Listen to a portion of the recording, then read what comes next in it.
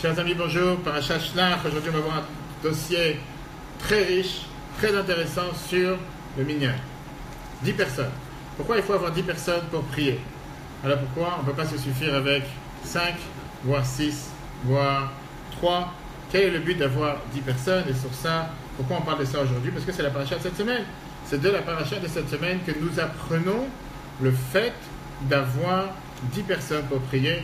Le terme minyan tout court vient de la paracha de cette semaine et malheureusement d'un épisode mauvaise qui était les explorateurs.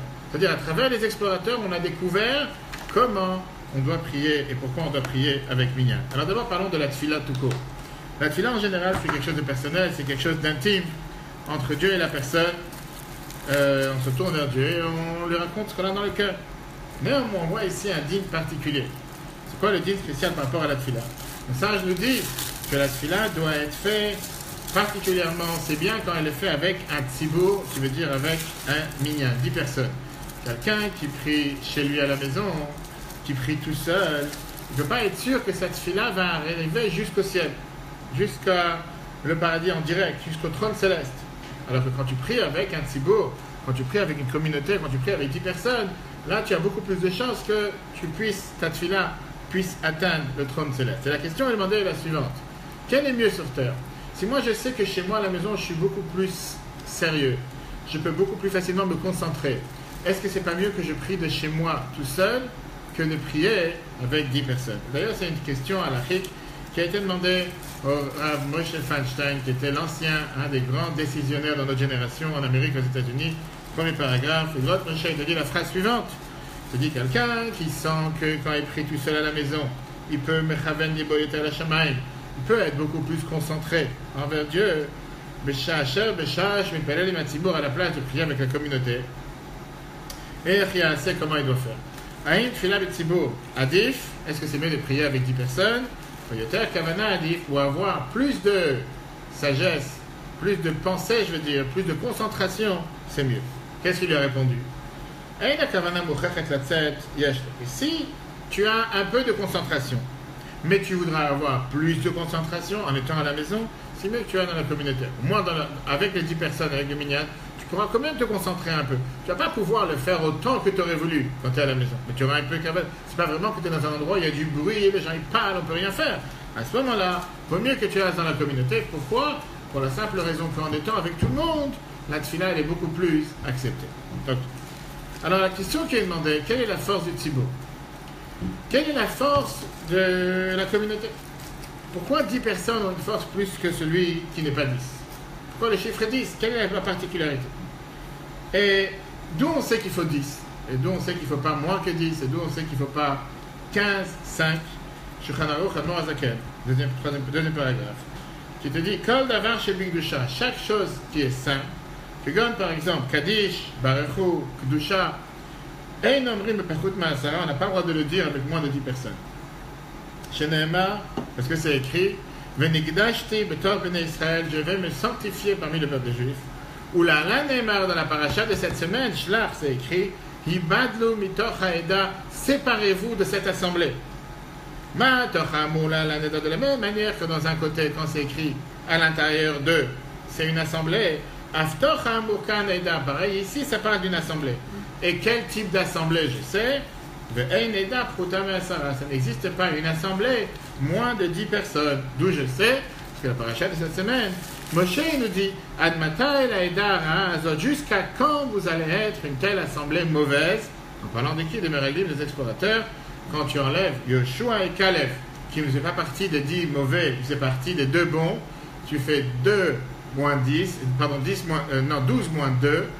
Ça fait 10. De là, on apprend qu'il faut 10 personnes pour un minyan. C'est quand même fort de café, comme on dit en bon français, d'une histoire si tordue, explorateur, qui n'était pas une bonne histoire. C'est de là que tu apprends qu'il faut avoir 10 pour un minyan. Tu n'as pas pu trouver ça d'autre part. Le seul endroit où tu trouves sur Terre qu'il faut avoir un minyan, c'est de cet endroit-là. On aurait pu quand même trouver quelque chose de beaucoup plus optimiste, de beaucoup plus sympa. Qu'est-ce que tu as besoin d'avoir un endroit si bizarre dans lequel on nous parle d'une mauvaise assemblée pour te dire que d'ici on apprend qu'il faut avoir un minyan? Regarde les côtés Sichot 33, page 85. Il faut demander c'est quoi cette source que tu m'amènes dans la Torah dans laquelle on te dit qu'il faut avoir 10 personnes pour les sujets de Gdusha comme le Kaddish, etc. Chez Bedava, chez Gdusha, Tzarich Asara Ephodis. Nilma, Davka Meraglim, on apprend ça de qui? Des explorateurs. Chez Katuv Etzlam, qui est écrit chez eux, Admata el Aeda Raazot, jusqu'à quand on aura affaire avec une telle mauvaise assemblée? C'est quand même bizarre. Alors avant de répondre à la question, commençons à analyser où nous nous trouvons. 2449 dans l'histoire des Meraglim se passe dans la... Pourquoi ça se passe dans la période la plus belle du peuple juif? Parce que tu parles d'une période dans laquelle on vient de vivre 14 mois de miracles qu'on n'a jamais vus, qu'on ne va jamais revoir. Sortir d'Égypte, recevoir la Torah, mettre le temple, le tabernacle qu'il y avait dans le désert.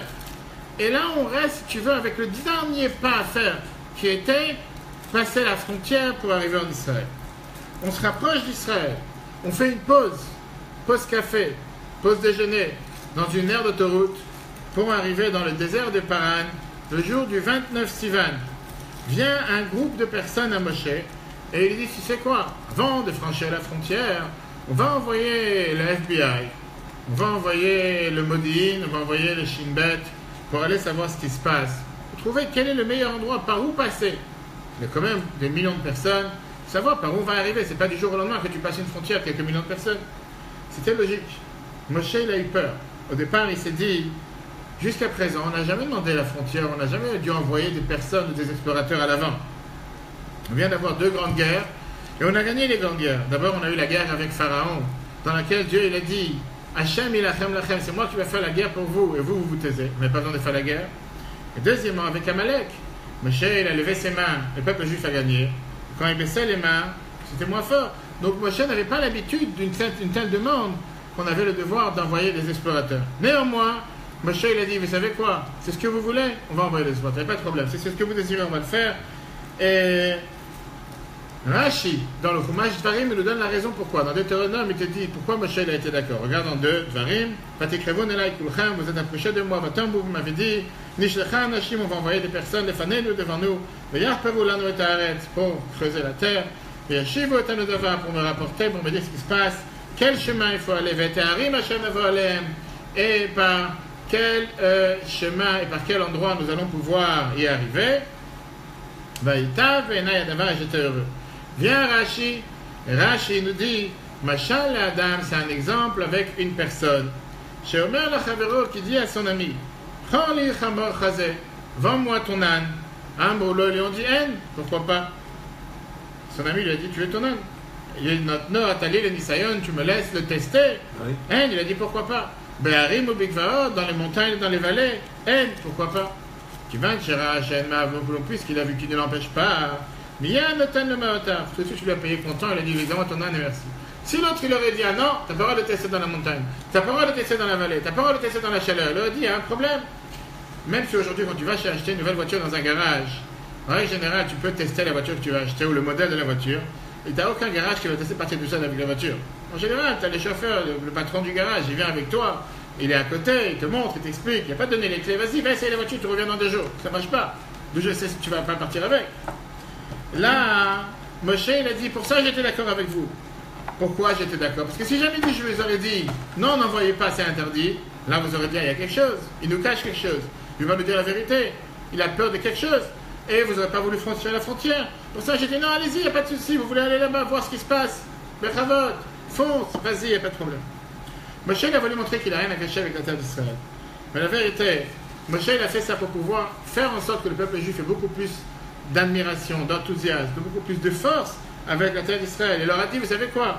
Allez me chercher des oranges du Golan, des oranges de Jaffa, et des pommes du Golan. Bref, amenez-moi ici des fruits de la terre d'Israël pour montrer c'est quoi cette merveilleuse terre où coule le lait et le miel, où coule une telle abondance. Avec grand plaisir.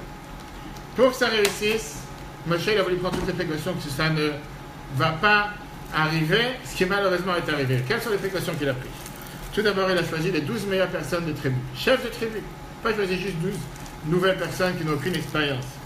Et il leur a dit exactement la mission qu'ils avaient à faire afin de ne pas avoir de pépins en plein milieu. D'abord, il a choisi les chefs de tribu et la mission qu'il leur a donnée est la suivante. La Torah ne dit à aucun moment le mot meraglim, qui veut dire des explorateurs. La Torah elle emploie à chaque fois le terme la tour est arrête. Qu'est-ce que ça veut dire la tour? Visiter. Allez visiter la terre. Soyez des touristes. Allez visiter la terre. Pourquoi? Parce que Moshe les a envoyés seulement pour aller regarder la terre. Profiter de la terre. C'était juste pour enlever les soucis et les problèmes. Tu ne vas pas organiser un mariage en Israël si tu n'es pas au courant. C'est quel hôtel, quelle salle, qu'est-ce qui se passe. Tu n'as jamais vu, tu ne sais pas de quoi il se passe. Tu as envie de voir d'abord comment ça se passe. Quand tu parles d'un meragel, tu veux dire un explorateur, on va dire un espion, meragel, ouais. Tu cherches des moyens, comment être vicieux, comme on dit. Un espion ne va pas venir comme un touriste, il vient comme un espion. Ils sont partis le 29 Sivan, semaine prochaine. Ils sont venus 40 jours après la veille de Tisha B'Av, la veille du 9 Av. Dès qu'ils sont arrivés, avant même de parler, on pouvait déjà voir qu'il y avait deux clans. Il y avait les 10 d'un côté et les 2 de l'autre. Les 10 explorateurs, Yeshua et Caleb. Rashi nous dit, chiffre 3, Shmona Natu Eshkol Anavim Echad, 8 d'entre eux ont pris une grosse grappe de fruits. Gigantesque. 8 personnes pour une grappe, imagine-toi ça aujourd'hui. Echad Natal Teina, il y avait un explorateur qui a pris une figue. Echad Natal Rimon, et un il a pris une grenade. Le rabbi demande la question entre parenthèses, pourquoi ils ont pris seulement ces fruits-là? Pourquoi pas tous les 7 fruits? Si c'était le but de montrer les 7 fruits de la terre d'Israël, leur beauté, ils auraient dû ramener les 7 fruits. Le rabbi t'explique que c'était le but, c'était quoi? C'était d'émerveiller le peuple juif avec des fruits qui ne sont pas courants. Alors que les autres fruits, le peuple juif connaissait déjà. Le blé, l'orge, ils avaient déjà en Égypte, on ne peut pas vivre sans ça. L'huile d'olive, ils en avaient dans le désert pour allumer la menorah, pas besoin d'en avoir. Le blé, ils avaient déjà, je veux dire, le miel, ils avaient déjà à Elim, ils avaient déjà là-bas des dattiers. Alors que quand tu parles de venir et d'amener les raisins, les dattes et les figues, c'est quelque chose qui n'avait pas encore dans le désert, ni pas en Égypte, et donc c'était particulier. C'est ça la parenthèse. Rashi numéro 3, ce qu'on vient de voir. Donc ça, c'était les 10. 8 pour une grappe, 1 pour une fille, 1 pour une grenade. Et qu'est-ce qui se passe avec Yeshua et Caleb? Yeshua et Caleb n'ont rien pris. Parce que Yeshua et Caleb, ils savaient très bien que l'intention qui était de ramener des fruits n'était pas forcément positive. C'était le style de dire, tu vois qu'ils ont des fruits bizarres. Tchernobyl, fruits de Tchernobyl. Comme ils ont des fruits bizarres, les gens sont aussi bizarres. Yeshua et Caleb ne voulaient pas montrer un tel rapport. Il n'y a pas ici un tel rapport en disant, les fruits bizarres, les gens, il n'y a rien de bizarre. On doit aller, Dieu nous a dit que c'est notre destin, on doit avancer, on va avancer. Le peuple juif est rassemblé. Les explorateurs arrivent, ils font une conférence de presse et ils disent cette terre, c'est la terre la plus tordue et la plus bizarre. Les fruits sont géants et là-bas habitent que des géants. Et comme on va tout de suite voir, c'est des néphilim, des gens qui sont tombés du ciel, littéralement, qui n'y a aucun moyen de les convaincre. Et la finalité de leur propos, c'était qu'on ne pourra jamais y arriver, mais là ils ont employé le terme ki chazak hu mimenu, car le peuple qui vit là-bas est plus fort que lui, qui lui, de Dieu. Ils sont venus en disant que même Dieu ne pourra pas se battre contre ces gens-là. Caleb et Yeshua, ils ont commencé. Oui, entre autres, comme toutes les autres choses. Caleb et Yeshua, ils ont essayé de montrer beaucoup d'autres difficultés, en montrant que la situation n'est pas du tout comme ça. Mais ça n'a pas réussi. Tu as ici 2 bonnes personnes contre 10 géants qui savent crier. Le peuple commence à pleurer en hystérie. Pourquoi on est sorti d'Égypte? Qu'est-ce qu'on va faire dans le désert avec des millions d'hommes et de femmes et d'enfants? Dieu, il a dit, puisque vous êtes un groupe de peureux, puisque vous êtes un groupe de charlatans bon français, vous êtes tellement inquiets pour rien, la terre d'Israël va être retardée, la rentrée pour 39 ans. 39 ans de retard. Et en attendant, pourquoi? Pour laisser à ce peuple dormir, je veux dire, dans le... pas dormir, mourir dans le désert, afin que leurs enfants et les descendants puissent arriver à rentrer en Israël. Dans toute cette catastrophe qu'on vient de voir, qui n'est pas une épisode glorieuse, bien la Torah nous dit, de ce fameux groupe de 10, on apprend que pour un minyan, il faut 10 personnes. Et moi je te dis, tu n'as pas pu trouver un autre endroit où on a 10 personnes pour apprendre qu'il faut avoir 10 personnes pour un minyan. Tu dois forcément l'apprendre dans un endroit si bizarre. Alors avant d'arriver au minyan, l'importance de 10 personnes, la question qu'il demandait, comment ils sont arrivés à ça? Comment tu peux avoir les 12 meilleurs chefs de tribu, qui sont depuis le départ des gens bien, que saints, de convaincre, d'être convaincus qu'ils ne vont même pas réussir, Dieu ne pourra pas faire quoi que ce soit face à ces personnes? C'est pas logique. Il y a quelque chose qui se passe ici. Tu parles ici des gens qui ont vu des miracles plus que n'importe qui à travers toute notre histoire. Tu parles ici des personnes qui étaient porter sur un nuage, traverser la mer, le pain qui tombe du ciel, la viande qui tombe du ciel. Tous ceux qui ont tué, ce sont des tzaddik. 100%. Comment ils peuvent avoir un sentiment qui sont plus forts qu'il y a quelqu'un qui est plus fort que Dieu? La réponse à ça est dans Rashi, qui est très bizarre. Rashi vient et te dit dans les Gimel Amet Gimel, mais Sham Raïn Tanfilim, on a vu là-bas les Nephilim, traduction ceux qui sont tombés. Bnei Anak Ben Nephilim, les fils des géants de ceux qui sont tombés. De quoi on parle? Rashi te dit les géants, c'était les enfants de Sham Chazai et Azaël, qui sont tombés du ciel pendant la génération de Enoch. C'est quoi l'histoire? Il y a un midrash, dans Yalkut Shimoni, qui vient qui nous raconte que dans le premier millénaire de la création du monde, peuple juif, les gens étaient présents, étaient en train de faire beaucoup d'erreurs et beaucoup de fautes. Il y avait de l'adultère, du vol, tout ce qui pouvait se passer de mauvais pour les créatures.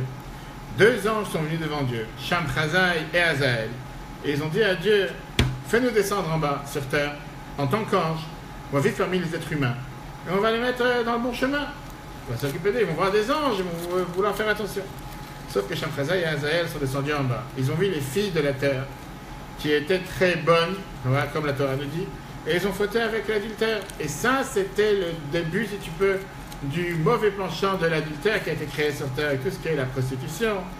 Et c'est la raison pour laquelle, d'ailleurs, qu'on amène le sacrifice ce jour de Kippour, la Azazel, un nom dévié de Azaël, pour réparer les erreurs qui avaient été faites à Azaël lors du début des temps.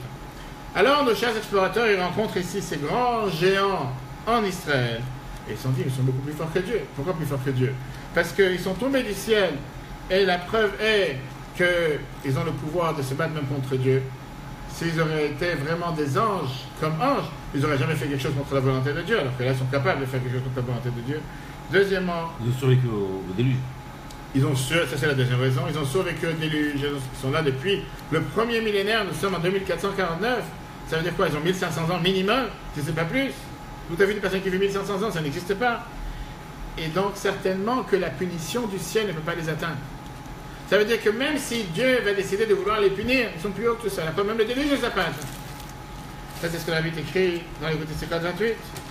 Au Bechazot, et néanmoins, de ces 10 personnes bizarres, on apprend qu'il faut avoir un minimum. Comment est-ce que c'est? Alors, avant de donner la réponse à la question, voyons d'abord quelle est la source du minyan. D'où on apprend l'idée d'un minyan? Quelle est la force d'un minyan?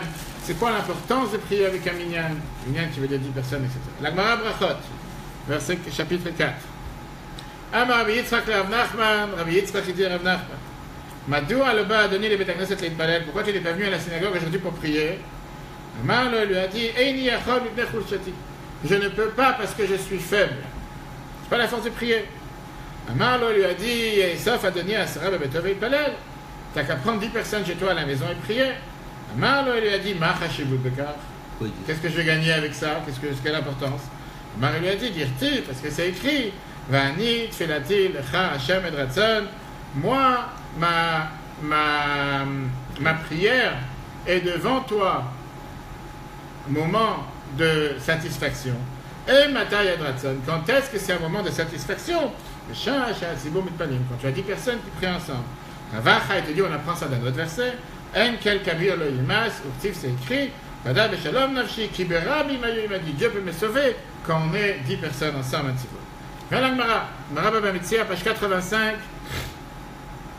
Et la Gemara te dit que Eliyahu Hanavi est en train d'apprendre avec Rabbi Yehuda Anassi. Il parle ici de 2 maîtres du peuple juif. Et on lui a dit que les Neshamot, les âmes des patriarches, ils sont en train de prier tous les jours dans le Gan Eden. Et lui, il fait attention de ne pas prier avec eux ensemble. Parce que si jamais il va prier avec eux ensemble, il y aura trop de miséricorde sur terre et ils vont faire venir Mashiach avant son temps. Donc, Rabbi Yehuda lui a demandé, est-ce qu'il y a encore des gens aussi importants que toi sur terre? Que nous deux? Et là, il a dit oui, il y a Rabbi Chia et ses enfants. Rabbi Yehuda, il a fait il dit, qu'est-ce qu'il a de spécial, Rabbi Chia? Rabbi Yehuda, il a fait un jeûne public. Et il a demandé à Rabbi Chia et ses enfants de passer, de devenir le hamoud de Chazan, l'officiant. Quand ils ont dit Mashiv Aruach, on dit dans la prière que le vent souffle, le vent il s'est mis à souffler. Morid Ageshem, ils ont dit que la pluie tombe, la pluie commence à tomber.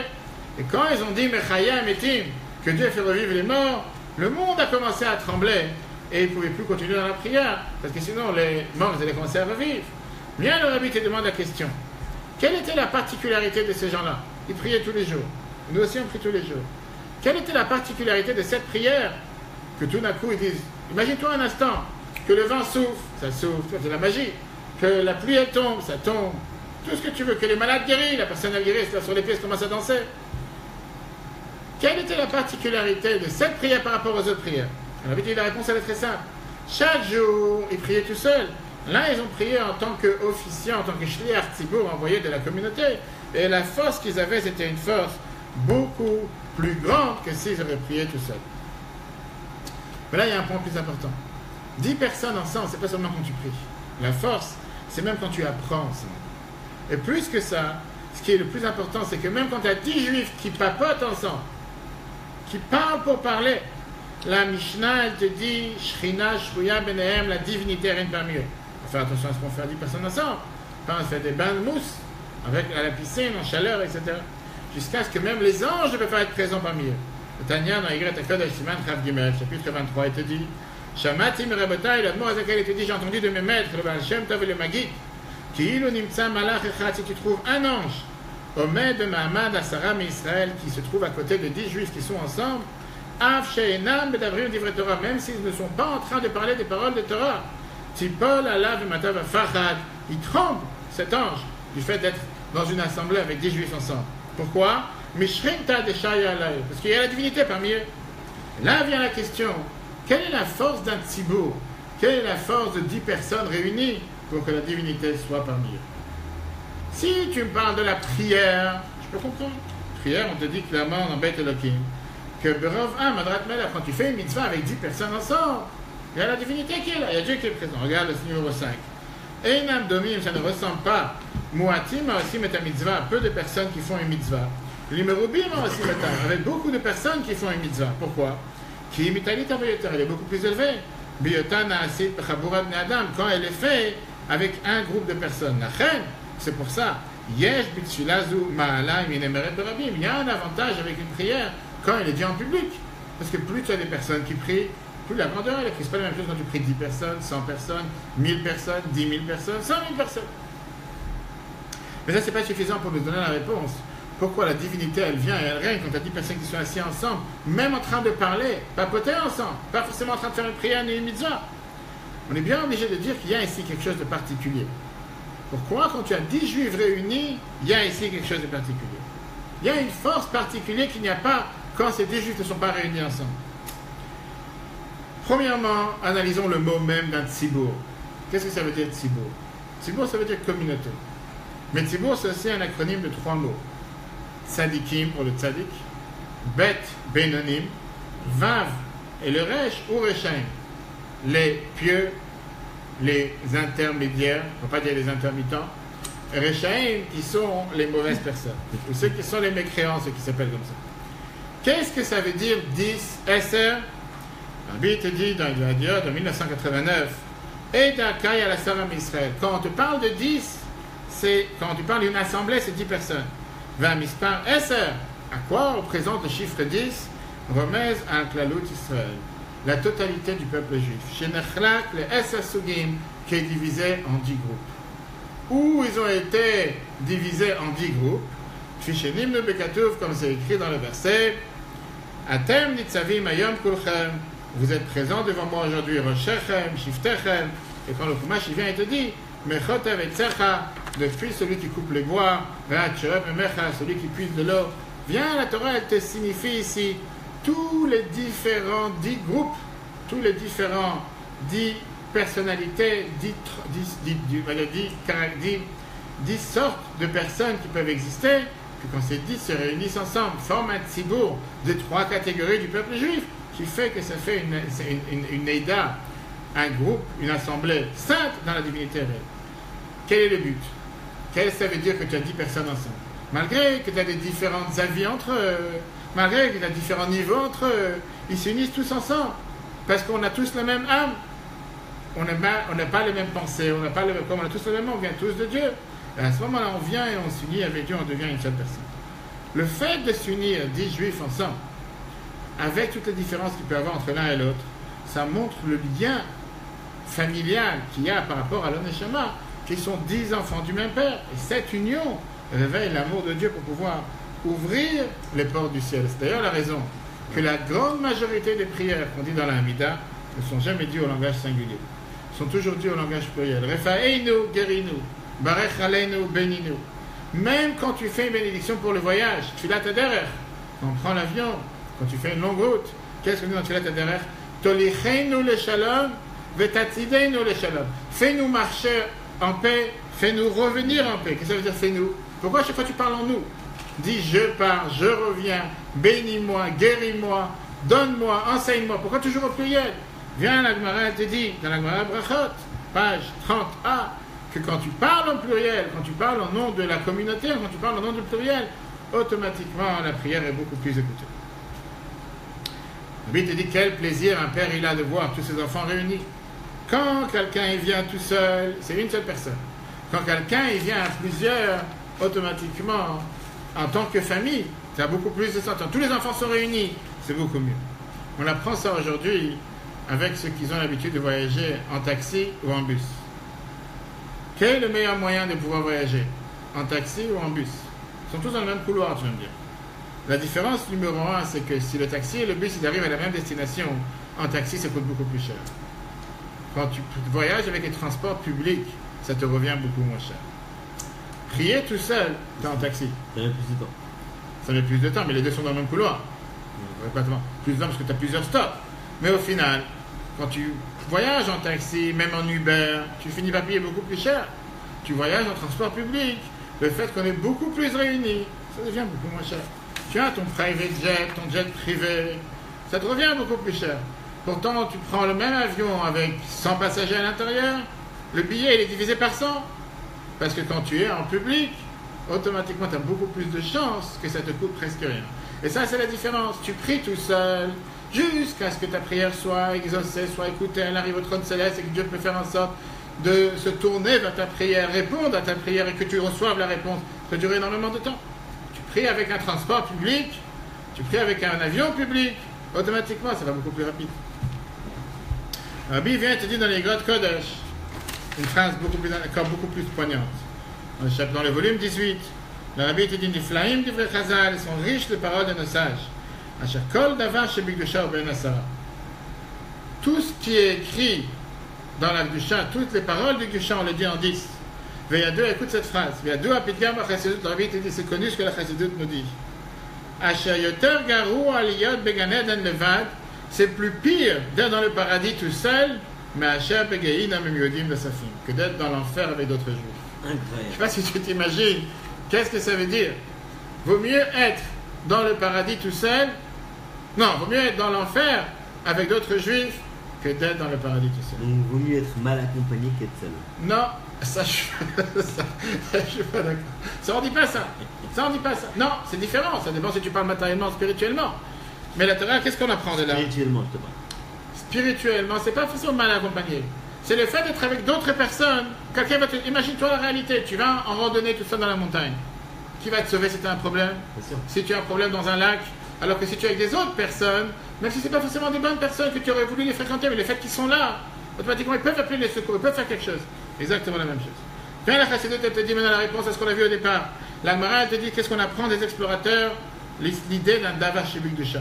Pourquoi juste de cet épisode et pas d'une autre? Pour apprendre un mérite sur eux, malgré qu'au final c'était des mauvaises personnes. Et puisqu'ils sont partis faire une parole de Gdusha, dans le fondement, dans la base, il y avait ici quelque chose de spirituel, il y avait ici quelque chose de merveilleux. En fait, ils sont partis parce qu'ils voulaient rester sur leur cocon tranquille, étudier la Torah sans se préoccuper de... C'est une autre raison, comme c'est bien sûr. Pourquoi ils sont partis et pourquoi ils ne voulaient pas partir? Parce qu'ils se sont dit qu'en étant dans le désert, ils voulaient quoi? Ils voulaient seulement pouvoir avoir le pain du ciel, la viande du ciel, les sushis, tout ce que tu as envie sans faire aucun effort. Mais non, on va entrer en Israël, on devrait commencer à faire des efforts. On n'est pas intéressé à faire des efforts. Ça, c'était leur erreur. Parce que Dieu a envoyé la personne sur terre pour travailler, pas pour dormir. Revenons à nos explorateurs. Malgré qu'ils sont venus avec l'argument que soi-disant nous avons ici des grands géants et on a peur de ces géants, c'est en vérité un cover-up. C'était quelque chose pour couvrir une face cachée de la réalité. Qu'est-ce qu'ils ne voulaient pas? Et ils voulaient clairement rester dans le désert, en se disant que là, on est déconnecté du matériel. On est déconnecté d'un monde profane, on est déconnecté d'un asservissement matériel. On vit spirituellement, comme la Gemara nous dit qu'on préfère vivre avec ces colonnes de gloire, avec la prière, avec l'étude. Passer jusqu'à le monde profane, c'est quelque chose que ça ne va pas nous réussir. On ne pourra plus être au service de Dieu. Quelqu'un qui travaille à la terre, automatiquement il est mélangé dans la terre. Il ne peut pas rester dans la synagogue avec un autre cours, avec une autre prière, parce qu'il doit aller arroser les plantes, il doit s'occuper des vaches, il doit s'occuper des animaux. Il ne veut pas rester à apprendre toute la journée. Et ils se sont dit, on va aller travailler en Israël, on va plus pouvoir se consacrer à la Torah comme il faut. Mais là, c'était leur erreur. Parce que Dieu n'attend pas de toi de pouvoir t'élever personnellement. Dieu, il attend de toi. Pourquoi il t'a mis sur terre? Pour réparer le monde dans lequel il t'a mis. Pas pour te déconnecter du monde. Dieu n'a pas besoin d'avoir des tzadikim, des pieux dans le paradis. Il a besoin qu'on répande le bien dans les 4 coins du monde, sur toute la Seine-et-Marne. Pas seulement sur un endroit. Sur les 400 communes qui sont en contact avec le Beth. Pas chercher en te disant, non, tu veux la Torah, viens pour ton combat. Non, allez la chercher, l'amener la Torah, où elle se trouve. Et ça, c'est la raison pourquoi le 8 écrit dans le chiffre 6. Pourquoi on apprend la parole de l'Akdusha, qu'il faut avoir 10 personnes des explorateurs, ou même, c'est une allusion. Bénique les dames voient avec une Torah, ce qui est écrit dans la Chassidut, qui a Meraglim, Ayou Bedagana Alit. Parce que les explorateurs, ils étaient à un niveau très élevé. Faisaient chez le Ratzul et Kanes, là, pourquoi ils n'ont pas voulu rentrer en Israël? Ou Mishum chez le Ratzul, Ashpilet Atzman, ils ne voulaient pas se rabaisser. Le Seder Avoda avec un service chez le Shesh Shanim Sadecha, travailler à terre pendant 6 ans. Leur but c'était les Shehev Amidbar, rester dans le désert, sans se fatiguer à faire la Parnassa. Velilmot Torah B'Yekut, comme ça t'as patienté d'aujourd'hui. Payer un kolelman. Je reste assis toute la journée en train d'apprendre, quelqu'un qui me paye. Viens, la Torah elle te dit le but pourquoi Dieu a créé le monde, c'est pour réparer ce monde. Et comment on va séparer ce monde? 6 jours tu travailleras, le 7e tu te reposeras. Pas 7 jours tu te reposeras. 6 jours tu as un devoir de travailler. Et les 6 jours que tu as un devoir de travailler, tu dois travailler durement. Et c'est ce qu'ils ne voulaient pas faire.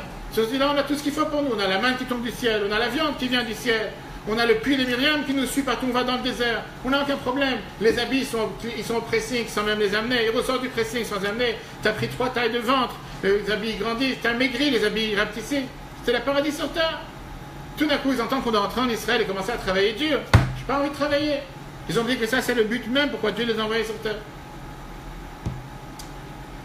Maintenant, on va répondre à la dernière question. Alors, quelle prière est la plus importante? Très bien, on a 3 prières par jour. Shacharit, Mincha, Ma'ariv. Quelle est la prière la plus acceptée à Dieu? Les gens, ils vont s'imaginer Shacharit, Talit, Tfilin, tu mets 2 paires de Tfilin, voire certains, ils mettent 4. Viens la Gemara Brachot. La Gemara Brachot, chapitre 6, dernier paragraphe. La Gemara Brachot, elle te dit L'olam yeh Adam Zahir bitfilat mincha. Il faut que tout le temps, quelqu'un fasse attention avec la prière de mincha. Pourquoi? Parce qu'il y a un avis, le prophète Élie, en Mont Carmel, le Nene et la mincha. Dieu lui a répondu seulement dans la prière de mincha. Le Rabbi il explique dans Yom Yom quelle est la particularité de mincha. Il trône, filat mincha, la spécialité de mincha, la filat de shacharit vervit, la filat de shacharit vervit, ou basé chez Ben Saïa, parce qu'elle est au milieu de la journée. Quand les gens sont occupés en plein travail, en plein rendez-vous, et ils font une pause pour la prière de mincha, ou comme on est en train de faire en plein de la journée un cours de Torah, entre midi et 2, au lieu d'un corps un client, et un corps un client, et un corps un patient. C'est ce que ça veut dire qu'un homme fasse attention, mais dans Zahir, il y a aussi le mot qui ça brille. Parce que dans cette prière, brille et clair comment tu transformes le matériel en spirituel. Alors que je suis en pleine journée, en plein travail, en plein bureau, en plein client, en plein rendez-vous, j'arrête tout, je fais mincha. J'arrête tout, j'apprends un cours de Torah. Ça, c'est la plus grande valeur qu'il y a. Ça donne la possibilité à l'homme de comprendre que même si j'aime le travail que je fais, j'aime la parnassa et je cours derrière ma parnassa, mais j'aime Dieu beaucoup plus que ma parnassa. Maintenant, il y a une très belle histoire. Dans les années 60, il y avait le grand shliach de Minnesota, Rav Feller, qui est arrivé à l'époque à Minnesota. Il a commencé à faire des liens avec les gens de la communauté. Mais il y avait une personne particulière qui est décédée malheureusement il y a quelques années, le professeur Velvel Green. Green était quelqu'un qui travaillait à la NASA. Quelqu'un qui était très très connu. Au début, il n'était pas du tout religieux.